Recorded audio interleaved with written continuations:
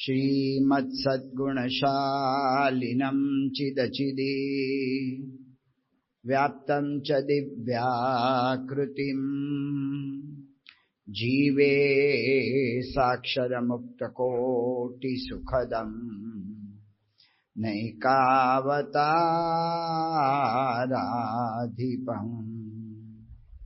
ज्ञेयं श्रीपुरुषोत्तमं मुनिवरैः वेदादिकीर्त्यं विभुम् तन्मूलाक्षरयुक्तमेव सहजानन्दं च वन्दे सदा। श्री स्वामिनारायण भगवाननी जय। अक्षर पुरुषोत्तम महाराजनी जय। गुणातीतानंद स्वामी महाराजनी जय। भगतजी महाराजनी जय। शास्त्री जी महाराजनी जय। योगी जी महाराजनी जय। प्रमुख स्वामी महाराजनी जय। महंत स्वामी महाराजनी जय। सूरत अक्षरधाम महोत्सवनी जय। कार्यकर सुवर्ण महोत्सवनी जय। परम पूज्य प्रमुख स्वामी महाराज ने प्रश्न पूछवामां आव्यो के परिवारमां एकता राखवा माटे शुं करवुं, एनो उपाय शुं? तो प्रमुख स्वामी महाराजे आपणने 4 वात जणावी छे। पहेलुं सत्संग, बीजू घर सभा करे, त्रीजू एक बीजाने समझवानी कोशिश करे, चौथू मोटू मन राखे। एक बीजाने समझवानी कोशिश करे, बीजाने केवी रीते समझवा एना उपर आपणे गई काले विचार करता था। मध्यनु 47मुं वचनामृत श्रीजी महाराजे मध्यना 47मां कह्युं के मन दईने माणसाईए राखता आवडे तो जे ते व्यक्ति पासे बीजा पण रहे, पण माणसने राखता न आवडे तो एनी पासे कोई रहे नहीं। तो माणसाईनी एक व्याख्या आपणे लोकनी रीते जोईए तो कोईनी पण उपर दया करवी, कोईनी पण उपर રહેમ नजर राखवी, एने आपणे एनी माणस तरीके एनो विचार करीने एनी साथे वर्तन करवुं ए माणसाई छे। श्रीजी महाराज आपणने माणसाईनी विशिष्ट व्याख्या आपे छे। महाराज कहे छे के आपणी साथे जे कोई काम करनारा होय एनी साथे माणसाईथी वर्तवुं जोईए, कहेता के एनी साथे महिमाथी। महाराजे कह्युं के अमे अमारा सेवक मूळजी ब्रह्मचारी छे, एनो महिमा समझीए छे। सेवक स्वामीनो महिमा समझे आ स्वाभाविक छे, पण अहींया महाराज स्वामी छे, एना धणी छे, भगवान छे, ए सेवकनो महिमा समझे छे। आज वातावरण घरमां लावी शकीए। આપણે ધણી છીએ, આપણે મુખ્ય છીએ, આપણે સંચાલક છીએ, પણ આપણી સાથે કામ કરનારા કહેતા કે ઘરના બધા જ સભ્યો જે આપણી સાથે જોડાયેલા છે એની સાથે મહિમાન સહિત એ વર્તન તો મહિમા સમજે. ગઈકાલે આપણે મહંત સ્વામી મહારાજનો પ્રસંગ જોયો હતો કે સ્વામી કેટલો મહિમા સમજે છે. સારંગપુરમાં મહંત સ્વામી મહારાજ આરતીમાં પધારતા હતા. સ્વામી આવે એની પૂર્વે બધા સંતો આરતીમાં ઘુમ્મટમાં બેસી ગયા હતા. બધા સંતો ચપ્પલ એના બધા જે સ્લીપર કે બૂટ કે જે કંઈ હોય એના પગરખા નીચે લાઈનસર ઉતારીને ગયા હતા. મહંત સ્વામી મહારાજ ત્યાંથી ઉપર જતા હતા. ચપ્પલ જોયા બધાને. સ્વામી પગે લાગ્યા આમ સાહજિક. સેવકોએ પૂછ્યું સ્વામી કોને પગે લાગ્યા? તો મહંત સ્વામી મહારાજે કહ્યું કે સંતોના ચપ્પલ છે એટલે એને પગે લાગુ છું. મહિમા. મારી સાથે ગુણવત્સલ સ્વામી ફરે છે. મહંત સ્વામી મહારાજને જમાડવાની એમણે સેવા બધી કરેલી છે. મહંત સ્વામી મહારાજ એક દિવસ જમવા થોડા વહેલા પધારી ગયા. ટેબલ ને બધું આગળ જમવાનું ગોઠવાઈ ગયું. સ્વામી જમવા બેસે એટલે ગુણવત્સલ સ્વામી તરત થાળ તૈયાર કરીને લાવતા હતા. થોડી વાર લાગી કે સ્વામી વહેલા પધારી ગયા હતા એટલે. તો ગુણવત્સલ સ્વામીની ખુરશી ગોઠવાઈ ગઈ બાજુમાં. ટાઈમ હતો. સ્વામી એટલી વારમાં ગુણવત્સલ સ્વામીની ખુરશીને પગે લાગ્યા. કે સ્વામી શેને પગે લાગ્યા? કે ગુણવત્સલ સ્વામી આપણી આટલી બધી સેવા કરે છે તો એની ખુરશીને હું પગે લાગ્યો. જો મહિમા. આવી રીતે સ્વામી તો રોજ જે એમના અંગત સેવકો છે, આ તો સ્વામી ગાદી પર બિરાજમાન થયા એની પહેલાની વાત છે. સ્વામી કે મારા અંગત સેવકમાં એ વખતે શ્રુતિપ્રિય સ્વામી સાથે મુનિ ચિંતન સ્વામી હતા. સ્વામી કે રોજ એમને યાદ કરી અને સવારે હું માનસીમાં દંડવત કરું છું. મહિમા. મહિમા એ સહિત મહારાજ કે છે માણસાઈ એ જ જે વ્યક્તિ આપણી સાથે છે એનો મહિમા અને મહિમા સમજીને એ રીતે એની સાથે વ્યવહાર. પ્રમુખ સ્વામી મહારાજ સૂતા હતા. પ્રમુખ સ્વામી મહારાજનું ક્યારેય પ્રકૃતિ એવી નહોતી કે માથે ઓઢીને સૂઈ જાય. જો કે એકચ્યુઅલી મેડિકલ રીતે પણ માથે ઓઢીને સૂવું એ આપણા સ્વાસ્થ્યને હાનિકારક છે, પણ સ્વામીની સ્વાભાવિક પ્રકૃતિ જ નહોતી. સ્વામી બાપા ઢોલિયા પર સૂતા હતા. સેવક સંત રૂમમાં નીચે સૂતા હતા. સ્વામી બાપા એમણે જોયું કે સ્વામી શું કરે છે, જાગી ગયા હતા. એટલે તો સ્વામી બાપા એ દિવસે માથે ઓઢીને સૂઈ ગયા હતા. અરે કોઈ દાડો માથે ઓઢતા નથી ને કેમ આજે માથે ઓઢ્યું? સેવક હજી નારાયણચરણ સ્વામી હજી તો વિચાર કરતા હતા. એટલી વારમાં તો સ્વામીએ ચાદર ઓઢેલી, અંદર પ્રકાશ થયો. નવાઈ લાગી કે આ શું થાય છે.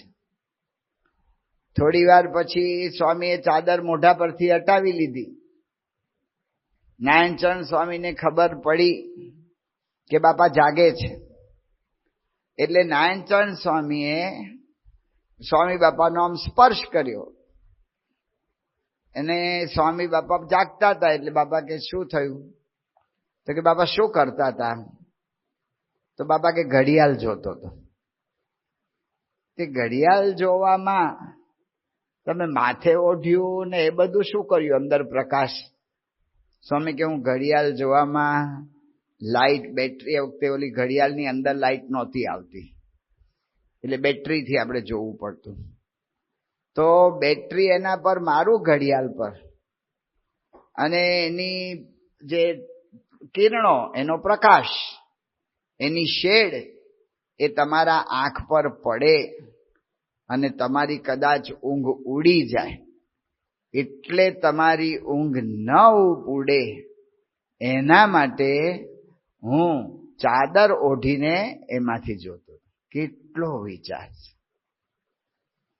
સાથે રહેનારા દરેક વ્યક્તિનો કેટલો વિચાર છે. આ જ વાત તમને ફેક્ટરીમાં કે બધે આની આ જ વાત બધી લાગુ પડે છે. આ જ વાત શ્રીજી મહારાજે કહ્યું શિક્ષાપત્રીમાં કે પોતાની સાથે જે સેવકો કામ કરતા હોય સ્વકીયાહ પરિચારકાહ સંભાવનીયાહ સતતમ યથા યોગ્યમ યથા ધનમ. પોતાની સાથે કાર્ય કરતા નોકર હોય તો પણ એની સંભાવના કરવી, એનો વિચાર કરવો. સંભાવના શબ્દ વાપર્યો, એને સાચવી લેવા એવું ના કહ્યું. એના પ્રત્યેક જાતનો લાગણી ભર્યો સંબંધ, મહિમા ભર્યો સંબંધ. પ્રમુખ સ્વામી મહારાજ સાંકરીમાં હતા. લલ્લુભાઈ નામના આદિવાસી વર્ષોથી સાંકરી મંદિરમાં, ત્યારે શિખરબદ્ધ મંદિર નહોતું થયું અત્યારે જે છે એ. નાનું આપણું મંદિર હતું, શિખરબદ્ધ હતું પણ નાનું હતું. એ સોમાભાઈના લલ્લુ છે આદિવાસી, એ સોમાભાઈના નોકર હતા. ને હવે તો થોડુંક બધા વિશેષ વિચારે છે, પણ પહેલા આપણે ત્યાં એ બાજુ એ વિસ્તારમાં ફરીએ અને ગામની સંખ્યા પૂછીએ ને કે કેટલા તમારા ગામમાં, તો આપણને શું કે 400 માણસો. અરે 400 માણસનું ગામ? પણ કે સ્વામી 1000 છે ને દુબ્બડ છે બધા.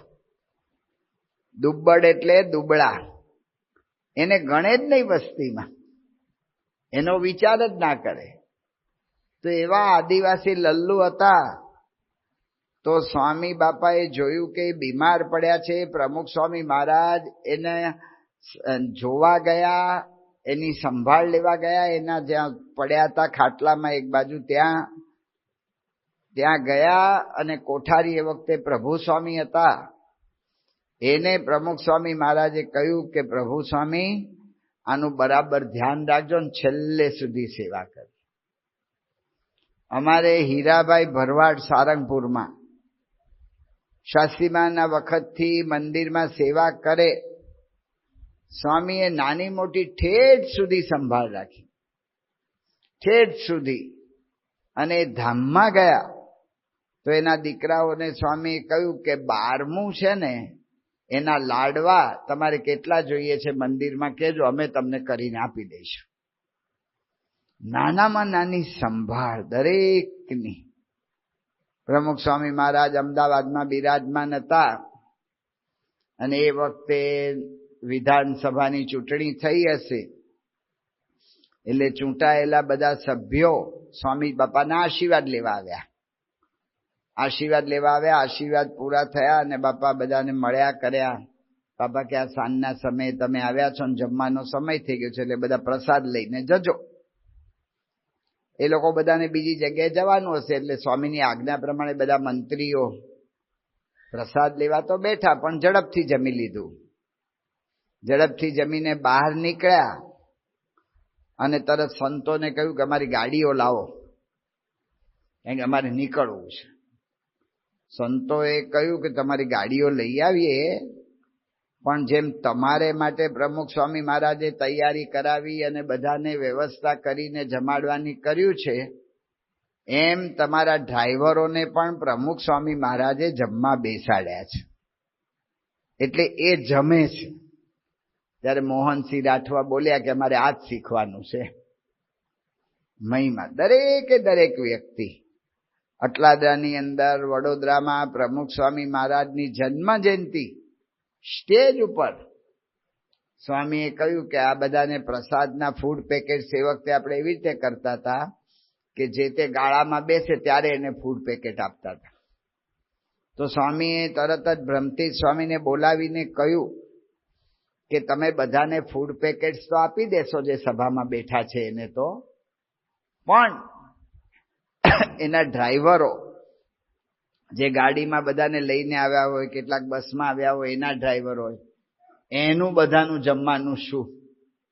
તો સ્વામી કે પાર્કિંગમાં પ્રસાદ મોકલો, ફૂડ પેકેટ મોકલો અને પાર્કિંગમાં એક એક ડ્રાઈવરને પ્રસાદ આપજો. જો આ સંભાવના. આવી સંભાવના કરે તો એનો મજૂર હોય કે હોય ને એ એના માટે દિલ અર્પી દે. આપણે એવું સાંભળ્યું છે રતન ટાટા ને એવા માણસો કે એમના માણસોની આ રીતે સંભાવના રાખે છે. આપણે તો અત્યારે પરિવારનો વિચાર કરીએ છીએ કે પરિવારમાં નાના મોટા દરેક વ્યક્તિ એની આવી સંભાવના. પૂજ્ય ડોક્ટર સ્વામી એક જગ્યાએ ગયા હતા. એક ભાઈ બધું સમૂહમાં રહેતા હશે, બધા બે ભાઈઓ 3 ભાઈઓ, એટલે નાના નાના છોકરાઓ બધા દરેકના 4-5 જેટલા ત્યાં ડોક્ટર સ્વામી પાસે લાવ્યા. સ્વામી આને આશીર્વાદ આપો. ડોક્ટર સ્વામી કે એક આવો. ઓલા ભાઈ વાત કરતા હતા, એને કહ્યું કે આ શું ભણે છે? એ કે સ્વામી એને પૂછો ને. એનો અર્થ શું થયો કે એમને ખબર જ નથી કે આ શું ભણે છે, શું કરે છે, ક્યાં જાય છે, ક્યાં ફરે છે. હવે કેવી રીતે એમાં એકતા રહેશે? એની નાની મોટી દરેક સંભાળ. તો પ્રમુખ સ્વામી મહારાજ આવી રીતે દરેકનો મહિમા સમજીને રાખતા. તો એટલા માટે સ્વામીએ કહ્યું કે એકબીજાને સમજવાની કોશિશ કર. સમજવું એટલે જે તે વ્યક્તિનો પહેલા તો મહિમા, એનો ગુણ એ ધારવો. આવું હોય તો સ્વામી કે યોગીજી મહારાજે કહ્યું કે ભૂલ કે પ્રકૃતિ નજરમાં જ ના આવે. મહિમા સમજાય ને તો પ્રકૃતિ નજરમાં જ ના આવે. મહારાજ વાત કરે છે મૂળજી બ્રહ્મચારીની. મૂળજી બ્રહ્મચારી એટલા મોટા હતા કે મહારાજે કહ્યું કે આ મૂળજી બ્રહ્મચારી જેવા નિષ્કામી કોક જ હોય, અને એકદમ આજ્ઞાપાલક, કોઈ જાતનો એમાં ફેર પડે નહીં. અને શાસ્ત્રીજી મહારાજે એટલા માટે તો મહારાજની સાથે મૂળજી બ્રહ્મચારીની મૂર્તિ સારંગપુરમાં પધરાવી છે. આવા મોટા પણ સ્વાભાવિક પ્રકૃતિ હોય તો મહારાજ અહીંયા કહે છે અમે મૂળજી બ્રહ્મચારીનો મહિમા સમજીએ છીએ. મૂળજી બ્રહ્મચારીની પ્રકૃતિ કેવી છે? તો મહારાજે કહ્યું કે આ બહેનો બધા, મૂળજી બ્રહ્મચારીને મહારાજે છૂટ આપેલી બહેનો સાથે વાત કરવાની, તે કે આ બહેનો બધા ગ્રામ કથા કર્યા કરે છે. કહેતા કે બધું દુનિયાની વાતો કર્યા કરે છે. એને કહી આવો કે ગ્રામ કથા ના કરે. તો મૂળજી બ્રહ્મચારી તરત ઉભા થઈ ગયા, આજ્ઞાપાલક. બહેનોને જઈને કહ્યું રામકથા ના કરશો. બહેનોએ મહારાજને કેવડાવ્યું, મહારાજ ભગવાનની વાતો ના કરીએ? મહારાજ કે અમે ક્યાં એવું કેવું છે કે તમે કેવડાવ્યું રામકથા ના કરશો? મહારાજ કે મેં તો કહ્યું તું ગ્રામ કથા ના કરો, લોકની બધી ચર્ચા ના કરો. તો પ્રકૃતિ હોય, પ્રકૃતિ સામે નજર ના જાય જો મહિમા હોય તો. અષ્ટાનંદ સ્વામીની વાતોમાં પ્રસંગ આવે છે કે પરમાનંદ સ્વામી એમને શરીરે લુખસ થયેલી. લુખસ એટલે આપણે ધારીએ છીએ ખરજવું જેવું કંઈક થયું હશે. અને એ વખતે બધી આયુર્વેદિક દવા, એટલે પછી મહારાજની પાસે ગયા ને બધું આમ ખંજોળતા હોય ને શરીરે બધું એવું હોય. મહારાજે કહ્યું શું થયું? કે મહારાજ આ લુખસ થઈ છે. તો મહારાજને કહ્યું કે આનો કોઈ ઉપચાર બતાવો. મહારાજે રઘુવીરજી મહારાજને આજ્ઞા કરી કે તમારા ઘરે આમના માટે 1 શેર ખીચડી તૈયાર કરો અને એમાં 1 શેર ઘી નાખવાનું. 500 ગ્રામ ખીચડીમાં 500 ગ્રામ ઘી. એવી રીતે ખીચડી તૈયાર કરીને લઈ આવો. એટલે એ લઈ આવ્યા. મહારાજ એમાંથી થોડુંક આમ કોળિયા, અડધા કોળિયા જેટલું લીધું અને પરમાનંદ સ્વામીને કહ્યું કે તમે આ લ્યો મહાપુરુષ, આ તેજાના, અને તેજાના આ જમજો.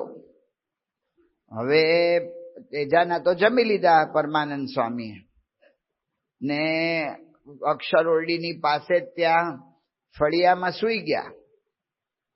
હવે ખીચડી ઘી સાથે લીધેલી એટલે તરસ લાગી. તે તરસ લાગી એટલે પોતે ઊભા થયા અને ત્યારે મહારાજ તો સૂઈ ગયા હતા. રાતના 12 વાગી ગયા હતા. બ્રહ્મચારી જાગતા હશે તો બ્રહ્મચારીને કહ્યું, મૂળજી બ્રહ્મચારી, કે પાણી આપો ને. બ્રહ્મચારી કે તેજાના ઉપર પાણી ના પીવાય. તો પરમાનંદ સ્વામી કે વાંધો નહીં, તરસ તો બહુ લાગી હતી, પણ બ્રહ્મચારીએ કહ્યું એટલે પોતે સૂઈ ગયા. પાછી તરસ લાગી, સવારના 4 વાગે જાગી ગયા. હવે તો રહેવા એવું જ રહ્યું નહીં, એટલી બધી તલપ. મહારાજ સવારે ઉઠીને દાંતણ કરતા હતા ગંગાજળિયા કુવા આગળ. તો મહારાજ પાસે ગયા ને ખોબો ધર્યો. મહારાજ કે શું છે? તો હજી તો મહારાજ કે એની પેલા બ્રહ્મચારી ત્યાં હતા. અલા ફરી આવ્યો, તને કહ્યું છે ને તેજાના પર પાણી ના પીવાય. તો મહારાજે બ્રહ્મચારીને પૂછ્યું કે આ કયો તેજાનો હમણે લીધો તો? એ કે મારી બલા જાણે કયો તેજાનો લીધો તો, એને વિચારવાનું. મહારાજ કે તેજાના કઈ લીધા નથી, અને અમે ખીચડી આપી હતી એ જમ્યા છે. મહારાજ કે આને તેજાનાની ખબર નથી, અને આ સંતને પાણી વગર મારી નાખત કે છે. એમ કરી અને મહારાજે જે દાંતણ માટે કળશો ભરીને, લોટો ભરીને જે પાણી આપેલું મહારાજને, એ મહારાજે એમને પાયું, અને એનાથી એમને શાંતિ. તાંબડી ભરીને પાણી પાયું, એનાથી એમને શાંતિ થઈ. તો જો આપણે વાત કરીએ છીએ બ્રહ્મચારીનો મહિમા, આપણે સમજીએ એમને તો જેટલા દંડવત કરીએ એટલા ઓછા છે, એટલો મહિમા છે. પણ આ દેહ છે ને સ્વાભાવિક પ્રકૃતિ હોય, મહિમા, ત્યારે આપણે મહિમા સમજવો પડે. યોગીજી મહારાજે કહ્યું કે મહિમા હોય તો ભૂલ નજરમાં ના આવે. અંત્યના 21ના વચનામૃતમાં મહારાજ કહે છે કે જો મહિમા હોય તો વાંક નજરમાં ના આવે. એ ભૂલ આપણને દેખાય જ નહીં. કુટુંબમાં પરસ્પર બધાને એકબીજાનો મહિમા, તો વાંક નજરમાં ના આવે, ભૂલ નજરમાં ના આવે, એનો વિચાર જ ના આવે. જો એ હોય તો પ્રમુખ સ્વામી મહારાજ 1977ની સાલમાં મુંબઈ પધાર્યા હતા, અને સ્વામી પરદેશ યાત્રાથી આવ્યા હતા. એટલે મુંબઈના યુવકોએ વિચાર કર્યો કે બાપાને કઈ ભેટ આપવી. એમાં એ લોકોએ બધા દુકાને ફરીને ફંડ ઉઘરાવ્યું હતું, સોવિનિયર બહાર પાડ્યું હતું, અને સોવિનિયર માટે ફંડ ઉઘરાવ્યું હતું. દુકાનદારો તો બધા કોઈ સત્સંગી નહીં, એ લોકો એમણે બધાને ઓલું આપ્યું આમંત્રણ. યુવકોએ જ બધાએ પોતાના યુવક મંડળના સભ્યોને ભેગા થઈને સિકંદરનું બહુ સરસ સંવાદ તૈયાર કર્યો હતો ને ભજવવાના હતા. અને એના માટે આપણા મંદિરમાં તો એ વખતે હોલ નહોતો, એટલે 12 હોલ ભાડે રાખ્યો હતો. હોલ ભાડે રાખ્યો હતો અને બધાને કહ્યું હતું કે આ 5 વાગે કે 6 વાગે કાર્યક્રમ શરૂ થશે, એની બધાને ઓલું કહી દીધેલું કે તમે પધારજો, આવજો બધા. હવે કરવાનું થયું એવું કે કાર્યક્રમ 6 વાગે શરૂ થાય તો હરિભક્તોને તો સ્વામીના દર્શનની તાલ આવેલી હોય, તો એ તો બધા 4, 4:30 ના આવી ગયા, બધા ગોઠવાઈ ગયા. ઓલા જે બહારના માણસો હતા એ તો બહારની રીતે ટેવાયેલા હોય, એટલે હોલ ઉપર કે નાટકનું આખો ઓલો મંચ હતો, તો એના ઉપર 5:45 પહોંચે, એ કઈ વહેલા ના આવે. 5:45 બધા આવ્યા ત્યારે સભા મંડપ ફૂલ. પ્રમુખ સ્વામી મહારાજ સભામાં આવી ગયેલા, અને સ્વામી બાપા સભામાં નીચે બિરાજમાન હતા, કારણ કે સ્ટેજ ઉપર તો ઓલું નાટક ભજવાનું હતું. અને એ વખતે ઓલા લોકો બહાર આવી ગયા, અને મોટી સંખ્યામાં જે કહ્યું હતું એ પ્રમાણે આવી ગયા. હવે શું કરવું? અંદર સમાવાય એવું નહોતું. તો હોલનો મેનેજર હતો, એને થોડા વખત પહેલા જ અનુભવ થયેલો કે લોકો કંઈક અકરાઈ ગયા હશે, કોઈનો કાર્યક્રમ હશે, અને પછી લોકોએ પથ્થરમારો કર્યો હશે, તો એના હોલના બધા આગળના એલિવેશનના કાચ બાદ બધા તૂટી ગયા હતા. એટલે એણે કહ્યું કે જો કાં તો આ પબ્લિકને વશ કરો, નહીતર હું કાર્યક્રમ નહીં ભજવા દઉં, બંધ કરો કાર્યક્રમ. યુવકો મૂંઝાઈ ગયા, બાપાના સન્માન માટે આખું કરેલું આ. અને બાપા પાસે ગયા કે બાપા આવી પરિસ્થિતિ થઈ છે. સ્વામી સભામાંથી ઊભા થઈ ગયા. ઊભા થઈ અને સ્વામી હોલની બહાર આવ્યા, પ્રમુખ સ્વામી મહારાજ. હોલની બહાર આવી પ્રમુખ સ્વામી મહારાજ બે હાથ જોડ્યા અને જેટલું મોટેથી બોલાય એટલું સ્વામી બોલ્યા કે અમારી ભૂલ હો ગઈ હે, અમારી ભૂલ થઈ ગઈ છે. અમે તમને આમંત્રણ આપ્યું હતું પણ અમારા હરિભક્તો પહેલેથી આવીને બેસી ગયા છે. હવે એને ઉઠાડીને તમને સમાવવા અઘરું છે, તો અમને માફ કરો અને તમારે માટે અમે ફરી કાર્યક્રમ ગોઠવીશું, પણ આજે તમે બધા રાજી રહો, અમને માફ કરો. જે રીતે પ્રમુખ સ્વામી મહારાજ બોલ્યા ને, બોલે બધા વિખરાઈ ગયા. સ્વામી બાપા સભામાં આવી ગયા, સભા ચાલુ થઈ ગઈ, બહુ સરસ સભા ગઈ, બધું થયું. પણ યુવકોને અંતરમાં દુઃખ રહી ગયું કે આપણે બાપાને સન્માનવા માટે સભા કરી હતી અને આ સેવા સન્માન માટે લીધેલી હતી અને એ જ બાપાનું અપમાન થયું. એમણે માફી માંગવી પડી આપણા કામને લીધે. એટલે યુવકો બહુ દુઃખી હતા. એટલે મુખ્ય યુવકો જેવી સભાપતિ, એટલે બાપા મંદિરે પહોંચે એની પહેલા એ લોકો મંદિરે પહોંચી ગયા. બાપા લિફ્ટમાં ઉપર ચડતા હતા, અક્ષરભુવન જૂનો અવતાર હતા, તો બાપા લિફ્ટમાં ઉપર ચડતા હતા, એમાં યુવકો અંદર લિફ્ટમાં જતા રહ્યા. બહુ જ બાપાને આમ આર્દ્રતાથી માફી માંગી પગે લાગ્યા કે બાપા અમારી બહુ મોટી ભૂલ થઈ ગઈ કે આપની પાસે અમારે આપનું સન્માન કરવું હતું પણ આપનું આજે અપમાન જેવું થયું. સ્વામી શું બોલ્યા? પ્રમુખ સ્વામી મહારાજે કહ્યું, સ્વામી કે તમે લોકોએ આટલી બધી સેવા ઉઘરાવી તો મારી આ એક સેવા થઈ ગઈ, એટલે મારે સેવા કરવી જોઈએ ને. જો આ મહિમા, આવા ને આવા ભેગા થાવ છો, પહેલેથી વિચાર કરવો પડે, જોઈ લેવું પડે, આમ કરવું પડે, તેમ કરવું પડે. કેટલું હું બોલી જાઉં, એક શબ્દ બોલ્યા નથી. વાંક નજરમાં ના આવે મહિમા હોય તો. આજે આપણે આ પરિવારની વાત કરી છે, બહાર પણ આ જ ચાલે છે. રોકફેલર અમેરિકાનો સૌથી મોટો ઉદ્યોગપતિ એમના જમાનામાં. પહેલા તો લોકો રોકફેલરના ટાવરને જોવા માટે લઈ જતા હતા. આપણે અમેરિકા જઈએ ને, ત્યાં અમેરિકામાં રોકોફેલર બોલે છે, આપણે રોકફેલર બોલીએ છીએ. પણ એ રોકોફેલર ભાઈ, એના બધા જે મેનેજરો 5-10 રાખ્યા હોય, બધા એના ધંધામાં ઘણા બધા ક્ષેત્રો હોય. એક ક્ષેત્રમાં એક ભાઈએ, એટલે કે એક મેનેજરે સોદો કરવામાં ભૂલ કરી દીધી અને ભૂલ કરી એમાં લાખો ડોલરનું કંપનીને નુકસાન નક્કી થઈ ગયું કે આણે જે આ ભૂલ કરી છે એનાથી કંપની એટલું ગુમાવશે. અને બધાને થઈ ગયું કે મરી ગયા. અને બધો સ્ટાફ હતો એ બધાને નક્કી થઈ ગયું કે હવે આને પતી ગયું, આને હવે આ પાણીચું પકડાવશે, કહેતા કે એને કાઢી જ મૂકશે.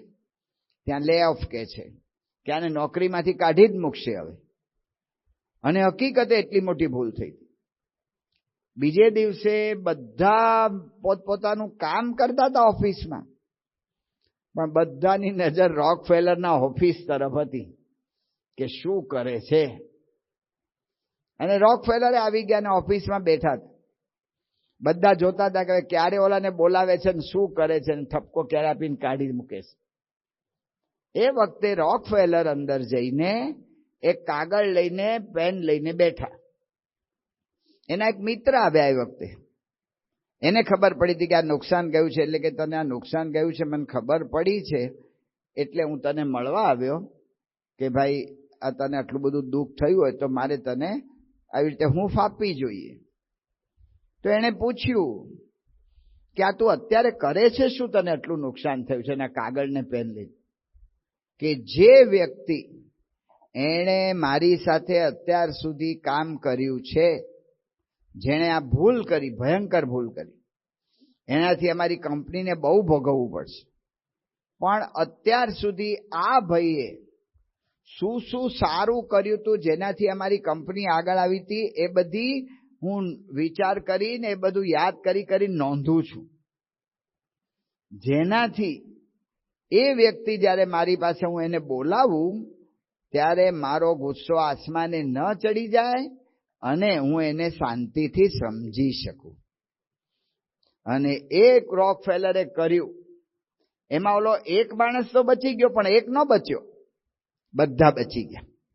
કહેતા કે બધા કંપનીના બધા જ સભ્યોને વિશ્વાસ આવી ગયો કે ગમે એટલી આપણે ભૂલ કરશું ને, આપણો સાહેબ આપણને સમજવા પ્રયત્ન કરશે.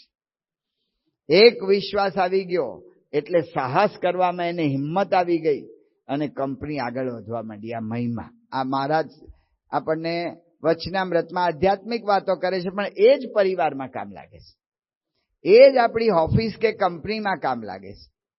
તો મહિમા એટલે પ્રમુખ સ્વામી મહારાજે કહ્યું કે મોટું મન રાખે.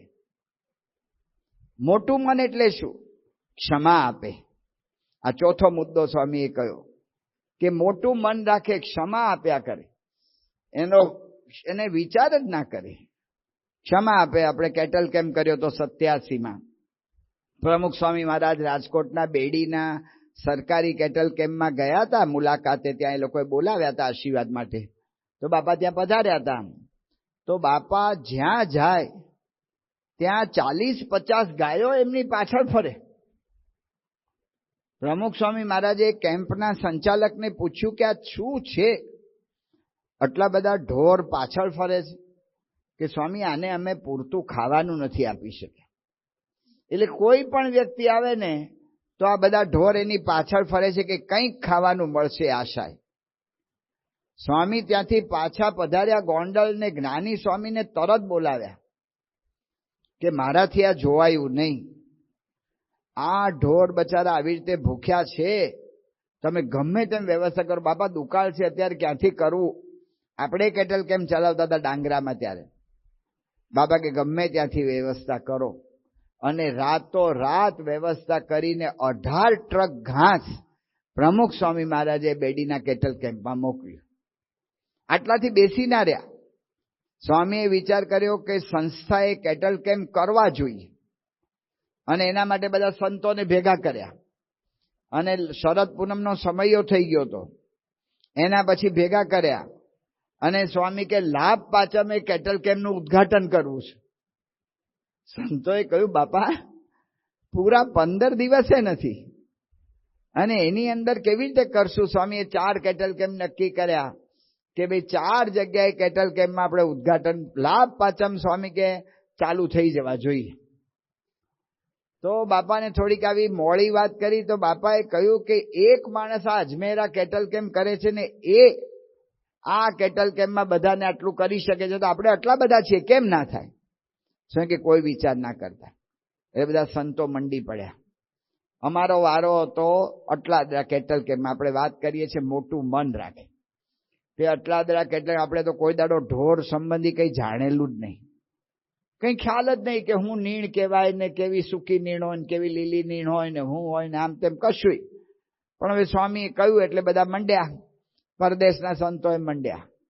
તે અન્નકોટનો દિવસ, નવા વર્ષનો દિવસ, એ દિવસે 11 વાગ્યા સુધી બપોરે બધાએ ઘાસના પૂળા ટ્રકમાંથી ઉતારીને ઓઘલા કર્યા. ઓઘલા એટલે ઢગલો, અમારે કાઠિયાવાડમાં ઓઘલા કે. તે ઓઘલા બધા કર્યા, બધા ગોઠવ્યા પૂળા આમ. એ પૂરું કરીને અમે દર્શને ગયા ઠાકોરજીના. અન્નકોટ તો સામાન્ય કરવાનો હતો, પણ ઠાકોરજીના નવા વર્ષના અન્નકોટના દર્શન આ ઓઘલા ગોઠવીને કર્યા બધા. આટલું બધું સંતોએ મહેનત કરેલી અને હજી કર્યા કરતા હતા. લાભ પાંચમે ઉદ્ઘાટન કરવાનું હતું એટલે ઝડપથી બધું કર્યું. લાભ પાંચમે ઉદ્ઘાટન કરી દીધું. જ્યાં અટલાદરા કેટલ કેમ્પમાં અમે સેવા કરતા હતા ત્યાં ઝાલાવાડના બધા પશુઓને રાખ્યા હતા. ઝાલાવાડ એટલે લીંબડી સુરેન્દ્રનગર ની આજુબાજુનો બધો વિસ્તાર. તો ત્યાંના બધા પશુઓ, ઢોર, બધા બળદ લાવ્યા હતા. બધા ખેડૂતો લઈને આવે અને એને આપણે ઉતારીએ, રાખીએ. હજી તો આપણે અમુક વ્યવસ્થા કરતા હતા, અમુક કરવાની હતી, અમુકની આપણને સૂઝ જ નહોતી પડતી. એ લોકોને પૂછીને ખબર પડે એમાંથી કરતા હતા. તે ત્યાં અમે ઓફિસો થોડીક 4-5 કરેલી. ઓફિસ એટલે શું? વાંસળા ઊભા કર્યા, વાંસળાનો મંડપ, અને એક ભાઈ આપણને કેટલ કેમ્પમાં કંતાન ભેટ આપેલું. તે કંતાનની દિવાલ કરી. એ દિવાલની આડસે છાંયડો રે. તે અમારે કાઠિયાવાડના, ખાસ કરીને ઝાલાવાડના બધા ઘરડા હોય ને, અમારે ભાભલા કહેવાય. તે ભાભલા બધા પાછળ ભેગા થાય, છાંયડો રે ને એટલે ત્યાં બધા બેસે. એ બેસે એનો વાંધો નહીં, પણ મારા વાલા અંદર અંદર ચર્ચા કરે. આમ નથી સંતો કરતા, આમ કરવું જોઈએ, આમ થવું જોઈએ, કેટલ કેમ તો આમ ચાલવો જોઈએ. મારું વાલું આપણે અંદર બેઠા બેઠા બધું સંભળાય. કારણ કે આળસ તો ખાલી કંતાની હતી, એ લોકોને એમ હશે દિવાલ છે, પણ અમે ઓફિસમાં બેઠા બેઠા બધું સંભળાય. મને તો એવું થઈ ગયું ને કે આપણે આ લોકો માટે કરી કરીને મરી જઈએ છીએ ને આ લોકો આપણું આવી નિંદા ટીકા કરે છે, આવું કરે છે. આપણને મદદરૂપ થવા નથી માંગતા, આપણે એના માટે કરીએ છીએ, આપણને સૂઝ નથી તોય આપણે મંડ્યા છીએ ને એ મારા વાલા આવી ટીકા નિંદા આપણી કરે. મારું તો મન જ ઉતરી ગયું. 4 દિવસ પછી પ્રમુખ સ્વામી મહારાજ અટલાદરા કેટલ કેમ્પની મુલાકાતે આવ્યા. સ્વામી મુલાકાત લઈ લીધી, બધું કરી નાખ્યું. પછી બાપા જમવા બેઠા. જમી લીધું એટલે હું બાપાને મળવા ગયો કે બાપા આપે આજ્ઞા કરી છે એટલે આ કેટલ કેમ્પ કર્યો, પણ મને એવું લાગે છે કરવા જેવો નથી. બાબા કે કેમ આવું બોલો છો? એટલે મેં કહ્યું સ્વામી આ મરી ગયા અમે બધા કરી કરીને, ને આ લોકો તો ઉલટાનો આપણો અભાવ લે છે. તો પ્રમુખ સ્વામી મહારાજ શું બોલ્યા હતા કે નારાયણ મુનિ, આપણે મોટું મન રાખવું. મોટું મન, કોઈના વાંક ગુના અંતરમાં ધારવાના જ નહીં. આ મોટું મન જે શાસ્ત્રીજી મહારાજે કરી બતાવેલું. કોઈ દાડો આટલી મોટી આ સંસ્થા કઈ રીતે ચાલે છે અને કઈ રીતે બધા કામ કરે છે, આ મોટા પુરુષ છે ને એના મોટા મનથી આ નાના સંતો, તમે વિચાર કરો આટલું મોટું આ નડિયાદનું મંદિર એક સર્વમંગલ સ્વામી જેવા સંતથી આખું બધું અને અક્ષરને બધા ભળ્યા એમાં થઈ ગયું. આટલી મોટી જગ્યા, આખા નડિયાદમાં પ્રશ્ન છે કે આટલી મોટી જગ્યા ને આટલું મોટું મંદિર ક્યાંય થઈ શકે? થઈ ગયું. આવા નાના નાના બધા જ મંદિરના સંતો જુઓ ને, નાના અને એવા નાના સંતો દ્વારા પ્રમુખ સ્વામી મહારાજે કામ લીધું ને આજે મહંત સ્વામી મહારાજ લઈ રહ્યા છે. કઈ રીતે? બસ આજ મોટું મન. એક વખત કામ સોંપે ને પછી સ્વામી એના પર સંપૂર્ણ વિશ્વાસ મૂકે, એની વાહે ન પડી જાય, એની પાછળ ના પડી જાય. કેમ કર્યું, શું કર્યું, આમ કર્યું, એમ કશું જ નહીં. એ રાજી રે, ઉલટાનું પૂછે, આપણને પૂછે કે હું આને આવી રીતે અહીંયા આમ જવાનું કહું છું તો બરાબર છે? એટલે બાપા તમે ધણી છો, તમે જે કરો એ થાય. હું ભાવનગરમાં પ્રતિષ્ઠા વખતે હતો. પ્રતિષ્ઠા વખતે ત્યાં પ્રશાંત દર્શન સ્વામી જે જુનાગઢનું આખું મંદિર કરેલું, એમણે આખું ઊભું કર્યું હતું. એમને પથ્થરનું બાંધકામનું ધ્યાન એણે રાખેલું. લગભગ 2 કે 3 વર્ષથી પ્રશાંત દર્શન સ્વામી જુનાગઢની બહાર જ નહીં નીકળેલા. એટલે પ્રતિષ્ઠા પછી મેં પ્રશાંત દર્શન સ્વામીને ભાવનગર પ્રતિષ્ઠામાં ખાસ બોલાવ્યા હતા કે આ સંતે આટલી સેવા કરી, બચારા કોઈ દાડો બહાર ફરવાય નથી ગયા, તો આપણે એને થોડોક આમ લાભ આપીએ, થોડું રિલેક્સ થાય માણસ બહાર ફરે તો. એટલે મેં ત્યાં બોલાવ્યા ભાવનગર. પછી મેં સ્વામી બાપાને વાત કરી કે બાપા પ્રશાંત છે 3 વર્ષથી ક્યાંય બહાર નીકળ્યા નથી, એટલે મારી ઈચ્છા એવી છે કે 15 દિવસ કે મહિનો આપની સાથે વિચરણ કરે એટલે આપનો લાભે મળે અને થોડા ફ્રેશ થાય.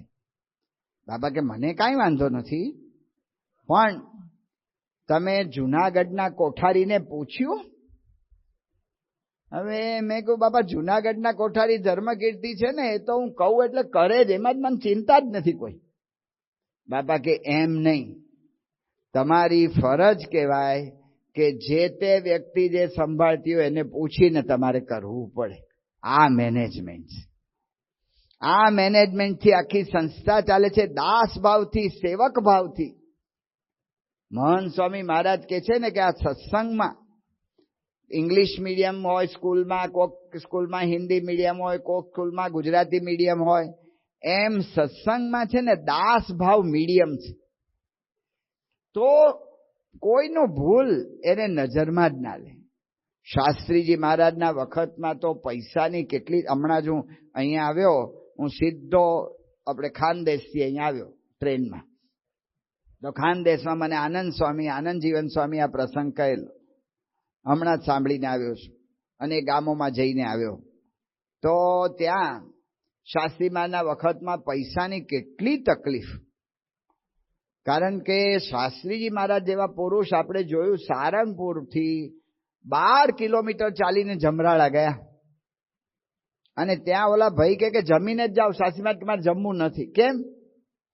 તો કે આ લોટ જ્યાં સુધી સારંગપુર નહીં પહોંચે ને, મેં જોડી માગીને જે લોટ ભેગો કર્યો છે ત્યાં સુધી સારંગપુરના સંતો અને જે સેવકો ને બધા કામ કરે છે એને રાંધવાનો કોઈ સામાન જ નથી. ત્યારે ચૂલો ચાલુ થશે. આવી મુશ્કેલી. યોગીજી મહારાજ આપણે લિખિતન શાસ્ત્રી યજ્ઞ પુરુષદાસ વાંચીએ છીએ, બધું જ ઓથેન્ટિક છે. ઐતિહાસિક પત્રો યોગી મહારાજ શાસ્ત્રી મહારાજે લખેલા બધા પત્રો, સંતોએ લખેલા પત્રો, એની આખી પુસ્તિકા છે. તો યોગીજી મહારાજ કેવા પુરુષ, એમને ગમે એટલી મુશ્કેલી પડે ને કોઈ દિવસ યોગી મહારાજને મુશ્કેલી લાગે જ નહીં. પણ ગોંડલ મંદિરના કામમાં યોગીજી મહારાજ લખે છે કે હવે 5 દિવસ પછી પૂનમ આવશે, કડિયાને આપવાના કોઈ પૈસા નથી. સ્વામી બાપા વાત કરતા કે એ વખતે ચારાને મજૂર આવતો, મજૂરને 1 દિવસના ચારાના જ આપવાના એવું હતું. અત્યારે 400 રૂપિયા આપવા પડે છે. મને ગઈકાલે ગુણનિધિ સ્વામીએ કહ્યું મેળાવ, તો 1 દિવસના એટલાય પૈસા નથી ચારાને.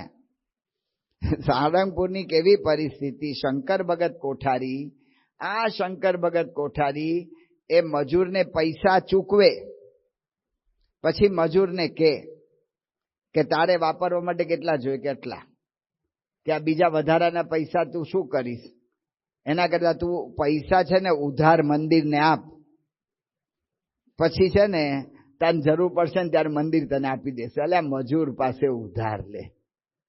આવી પરિસ્થિતિ.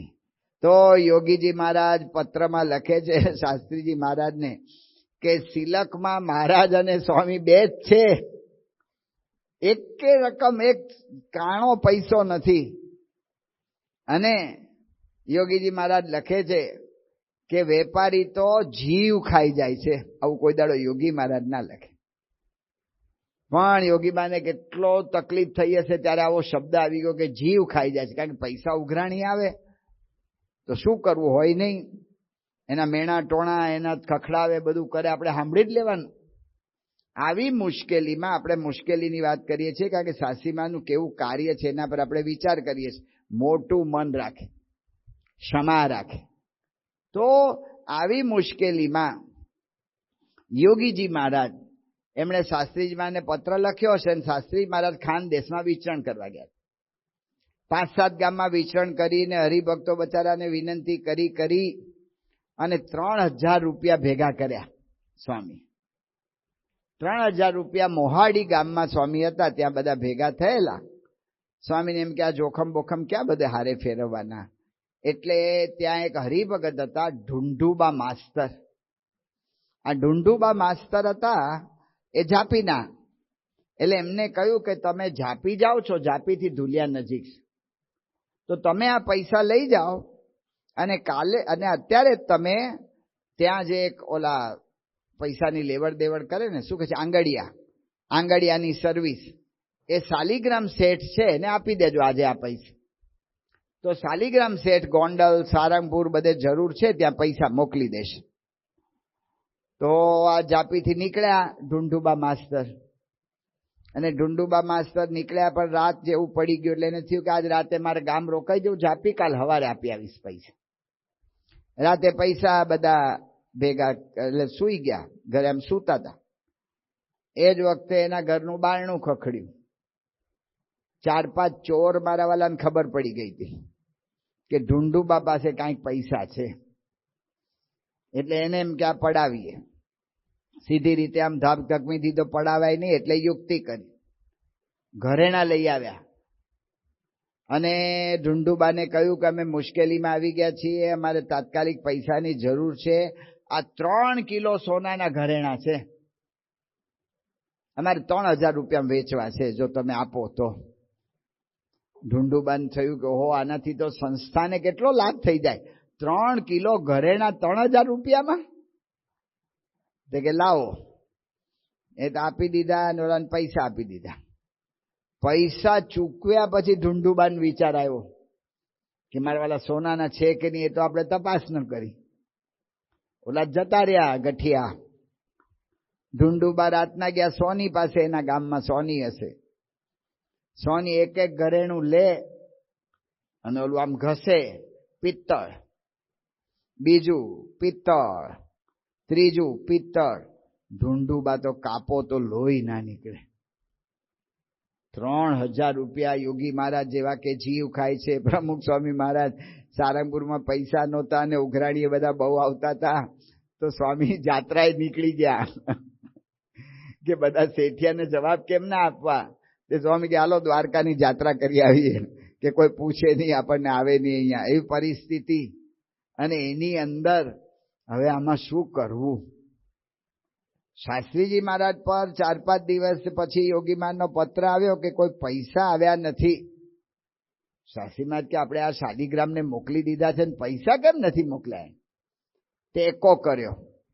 શાસ્ત્રી મહારાજ, નિગુણદાસ સ્વામી અને ઓલા ધનરાજભાઈ હરિભગત, એ 3 જણ એકો કરીને શાલિગ્રામ પાસે ગયા. આપણે એટલા માટે કહીએ છીએ ઘરમાં આવા નાના મોટા પ્રસંગો બને છે. એ વખતે મારે શું કરવું જોઈએ? પ્રમુખ સ્વામી મહારાજ કે છે મોટું મન રાખે. તો એકો કરીને ગયા ત્યાં. શાલિગ્રામ શેઠને કહ્યું કે પૈસા કેમ તમે મોકલ્યા નથી હજી? એ કે શેના પૈસા ને શેની વાત? એટલે ઢુંઢુબા માસ્તર તમને આપી? મને કોઈ આપી નથી ગયું. તરત સ્વામી કે જાપી લો એકા. હવે એ વખતે આ એકા બેકામાં જવું અને રસ્તા કઈ એવા હારા નહીં, તો પણ સ્વામી એકો લીધો જાપી. સ્વામીની અવસ્થા એ હતી. જાપીમાં ઢુંઢુબાને મળ્યા. શું બોલે? ગભરાઈ ગયા.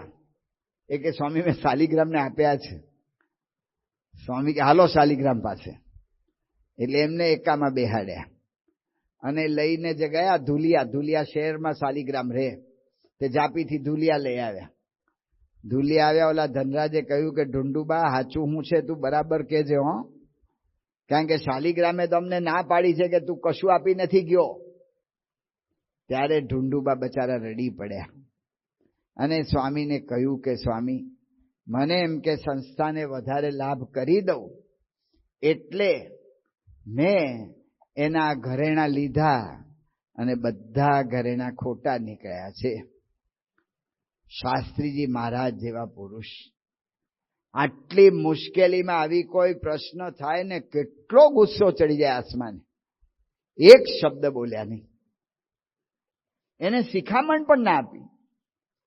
એ વખત એવો હોય ને ત્યારે શિખામણે ના આપી શકાય, એની ગ્રહણ કરવાની શક્તિ જ ના હોય ત્યારે. સ્વામી એવું પણ ના બોલ્યા કે ઢુંઢુબા તમારે ધ્યાન રાખવું, અમને પૂછવું જોઈતું તો એમ કશું જ નહીં. સ્વામી કે હાલો મહારાજની ઈચ્છા. અને સ્વામી મોહાડી જતા રહ્યા અને ઢુંઢુબાને જાપી ઉતારી દીધા. આ રીતે સંસ્થા ચાલી. મોટું મન રાખે. આંબલીવાળી પોળમાં શાસ્ત્રી મહારાજ બિરાજમાન હતા. આ પ્રસંગનું શાસ્ત્રીજી મહારાજ બોલેલું વાક્ય એ મારા જેવા, એ મારા હૃદયમાં કોતરી નાખવા જેવું છે. શાસ્ત્રી મહારાજ બિરાજમાન હતા આંબલીવાળી પોળમાં. એક હરિભગત ગરીબ બહુ થઈ ગયા, એટલે મુશ્કેલી આવી ગઈ વ્યવહારમાં. અને સ્વામીને બહુ વિનંતી કરી. આપણે જોઈએ છે જેને મુશ્કેલી આવે ને એ મારા વાલા આપણી પાસે આવે ને એટલી કાકલુદી કરે ને એટલી વિનંતી કરે ને એવા રડે ને આપણને એમ થઈ જાય કે મારો વાલો મરી જશે હા બચારો. એટલે આપણને ભાવના થઈ જાય કે ગમે મદદ કરવી. તે શાસ્ત્રીજી મહારાજે એક હરિભગત થોડા સક્ષમ હતા પૈસે, એને કહ્યું કે આને તમે ઉધાર થોડું આપો. એટલે એને ઉધાર રૂપિયા આપ્યા. અને આપણે જાણીએ છીએ કે કોઈ પણ માણસ માગવા આવે ત્યારે મારો આમ એટલો કાકલુદી કરે ને વિનંતી કરે ને આમ કરે ને તેમ કરે ને મારો વાલો પૈસા લઈ જાય પછી મળવાય ન આવે. મળવા તો ન આવે પણ ફોનના નંબરે બદલી નાખે. હવે એવું આને થયું. એટલે ઓલા હરિભગત છે એને ભગવાન દયા શું થયું, પણ એનામાં કઈ સંસ્કાર આડા આવ્યા શું થયું, પણ એને તમો ગુણ આવી ગયો બુદ્ધિમાં. અને એને થયું કે આ જે કંઈ થયું છે ને એનું કારણ શાસ્ત્રીજી મહારાજ છે. એમણે મને ઉધાર અપાવ્યા ને એમાં મારા પૈસા ગયા. તો શાસ્ત્રી મહારાજ પાસે સવારના પોરમાં ધમધમ કરતા આવ્યા. સ્વામી બેઠા હતા, તો અમને વ્યવહારની કાંઈ ખબર પડતી હતી. શું કામ સાધુ બાવા વ્યવહારમાં પડો છો? સાધુઓએ વિચાર કરવો જોઈએ, પૈસાની અંદર પડવું જ ના જોઈએ ને આમ ને તેમને એટલું બધું બોલ્યા. શાસ્ત્રીજી મહારાજ માળા ફેરવે, સ્વામિનારાયણ સ્વામિનારાયણ સ્વામિનારાયણ. ન બોલવાનું બોલી ગયા. ગુસ્સામાં માણસ ગમે તે બોલી જાય. શ્રી કૃષ્ણ ભગવાનને ગીતામાં કહ્યું, કામાત ક્રોધો બી જાય તે ક્રોધાત ભવતી સમોહ સમોહાત સ્મૃતિ વિભ્રમ. સ્મૃતિ ભ્રંશાત બુદ્ધિ નાશો, બુદ્ધિ નાશ થઈ જાય. બુદ્ધિ નાશાત પ્રણશ્યતિ. તો જેમ તેમ બોલી ગયા અને પછી તો ગુસ્સો ઠાલવીને જતા રહ્યા. સાંજે હરિભગત ગમે એમ તોય સ્વામીનો મહિમા હતો, તો એને વિચાર આવ્યો કે હું મારા ગુરુની સામે બોલ્યો, મેં ગુરુને અપમાન કર્યું, અમે શું કર્યું? પસ્તાવો થયો. દોડતા સ્વામી પાસે આવ્યા, દંડવત કર્યા, માફી માગી કે સ્વામી તમારી આગળ મારાથી જેમ તેમ બોલાઈ ગયું, મને માફ કરો. શાસ્ત્રી મહારાજ શું બોલ્યા? સ્વામી કે તમે પહેલા જે સત્સંગમાં આવતા હતા એ વખતે તમારા પર મને જેટલો ભાવ હતો એટલો જ ભાવ અત્યારે છે. કારણ કે હવે આ વાક્ય આપણે બધા હૃદયમાં કોતરવા જેવું છે. સ્વામી શું બોલ્યા? કારણ કે અમે જમાનો જ ચોપડો રાખીએ છીએ, ઉધારનો ચોપડો રાખતા જ નથી. કોણ શું સારું કરે છે એનો જ વિચાર, કોણ શું ખરાબ કરે છે એનો વિચાર જ નથી કરતા. આ તો ઘરમાં નાનો છોકરો આવે ને એ ચપ્પલ ઉલાડ્યા, એ દફતર આમ નાખ્યું, એ ફલાણું આમ કર્યું, આ બધી વસ્તુ એટલી મગજમાં નોંધાય છે ને પછી બચારો સામાન્ય ભૂલ કરે ને તોય ધોલ ધપાટ થઈ જાય છે. ને ધોલ ધપાટ કરીને દરેક મા બાપને પછી પસ્તાવો થાય. પણ કારણ શું છે? પહેલેથી એના તરફ આમ નથી કરતો, આમ નથી કરતો, આમ નથી કરતો, આમ નથી કરતો, એ એટલું બધું નોંધાય છે ને એને લીધે આ બધું થાય છે. એટલે સ્વામી કહે છે મોટું મન રાખે, મોટું મન, મહિમા સમજે. મહંત સ્વામી મહારાજ ઓસ્ટ્રેલિયા પધારતા હતા ત્યારે મહંત સ્વામી મહારાજે કાગળ લખ્યો, નવી આપણે દિલ્હીથી 3/2/18 મહંત સ્વામી મહારાજે ઘર સભા અંગે કાગળ લખ્યો. એમાં મહંત સ્વામી મહારાજ શું કહે છે? ઘરમાં સભ્યોને સત્સંગની એવી સમજણ એવી આપો કે પ્રથમ તો એકબીજાને મુક્ત સમજે. એકબીજાને મુક્ત એટલે કેમ ના સમજવા? આ કામી છે, આ ક્રોધી છે, આ સ્વાદીઓ છે, આ બધું દેખાય છે. પણ સ્વામી કહે છે સંબંધનો મહિમા. સંબંધ થયો ને એનો મહિમા લોકમાં એ જ કરીએ છીએ. આજે સવારે જ વાત અમારે થઈ. અત્યારે આપણે આ સભા ચાલે છે અને સભામાં કોક કૂતરું અંદર આવે, બધા ચોંકી જાય ને કોક તો ખુરશી લઈને ઊભો થઈ જાય કે મારું ઓલું કેમનું ઘૂસી ગયું કૂતરું. પણ અક્ષરનારાયણ સ્વામી રોસ્ટ્રમ પર આવી જાય, કોઈ કશું કરતા નહીં. આ છે ને મોદી સાહેબની સિક્યુરિટીનું કૂતરું છે. હે, મોદી સાહેબ અહીંયા આવવાના છે, એની સિક્યુરિટી તપાસ કરવા આવી. જો તરત જ મગજ બદલાઈ ગયું. ઓલા કૂતરાને ભાગી ન કાઢવા આપણે પ્રયત્ન કરતા હતા ને એ જ કૂતરું સારું થઈ ગયું. તે એ કૂતરું કાંઈ બીજા કૂતરાથી જુદું કામ કરતું હોય, એની જેમ જ બધું કરતું હોય. પણ એક વખત ખાલી ખબર પડી કે મોદી સાહેબનો સંબંધ થયો. જુનાગઢના નવાબ વોઇસરોયનું સ્વાગત કરવા એરપોર્ટ ઉપર ઉભા હતા. વોઇસરોય એનો કૂતરો લઈને આવેલો. તે એરપોર્ટ ઉપર ત્યારે તો ઓલું નૂઝબૂઝ નહીં, ઓલા સીડીથી ઉતરવાનું પ્લેનમાંથી. પ્લેન લેન્ડ થયું ને સીડીમાંથી ઉતરવાનું થાય ત્યાં જ આમ નવાબ ઉભા હતા કે જેવા વોઇસરોય આવે ને પહેલો સેકન્ડ એને કરું ને એને ભેટું ને એનું સ્વાગત કરવું, એમ એટલો મહિમા. પણ વોઇસરોય કૂતરાને લઈને આવ્યા, કૂતરું બચારું મૂંઝાઈ ગયું હશે, પ્લેનમાં બેહી રહેવાનું થયું હશે. તો જેવું બારણું ખુલ્યું ને એવું કૂતરો કૂદ્યો. જુનાગઢના નવાબ કૂતરાને ભેટી પડ્યા. ઓહો, વાઇસરાયનું કૂતરું ક્યાંથી? આ સંબંધનો મહિમા. આ સંબંધનો મહિમા આપણે લોકમાં એ જ સમજીએ છીએ. તો આપણા કુટુંબના દરેક સભ્યોને પ્રમુખ સ્વામી મહારાજ, મહંત સ્વામી મહારાજ, શ્રીજી મહારાજનો સંબંધ થયો છે. એના પ્રકૃતિ હોય જ. સંબંધ થાય એટલે કઈ સ્વભાવ પ્રકૃતિ ટળી નથી જતી. અમારે સારંગપુરમાં ખીજડો છે, મહારાજના વખતનો છે, એટલે કે 250-300 વર્ષ જૂનો હશે. ત્યાં મહારાજે દાન આપેલું છે. આ ખીજડાને રોજ સંતો પ્રદક્ષિણા કરે, દંડવત કરે. શાસ્ત્રીજી મહારાજનું વિમાન ત્યાં રાખ્યું હતું, એ રીતે પ્રસાદીનો. યોગી મહારાજ એને રોજ ભેટતા એટલે પ્રસાદીનો. પ્રમુખ સ્વામી મહારાજ એને રોજ પ્રદક્ષિણા કરતા એટલે પ્રસાદીનો. મહંત સ્વામી મહારાજ પણ એને પ્રદક્ષિણા કરે, ભેટે એટલે પ્રસાદીનો છે. હવે આટલો બધો પ્રસાદીનો થયો ને આપણે આટલું બધું એને માનતા હોઈએ તો એને કંઈક સારું કરવું જોઈએ ને. પણ હજી સુધી હું 50 વર્ષથી સારંગપુર છું, એક પણ વાર એણે અમને કેરી આપી નથી. કાંટા આપે છે મારવાલો. તે રોજ પ્રદક્ષિણા કરતા આપણે ધ્યાન રાખવાનું કાંટો વાગી ના જાય પગમાં. તોય આપણે કાંટા જ આપે છે વર્ષોથી, પણ સંબંધ કોનો થયો? આપણે સંબંધથી બધાને પૂજીએ છીએ. આ લોકમાં એવું છે, ત્યાં ટોરોન્ટો ગયા હતા, નાયગ્રા ફોલ્સ.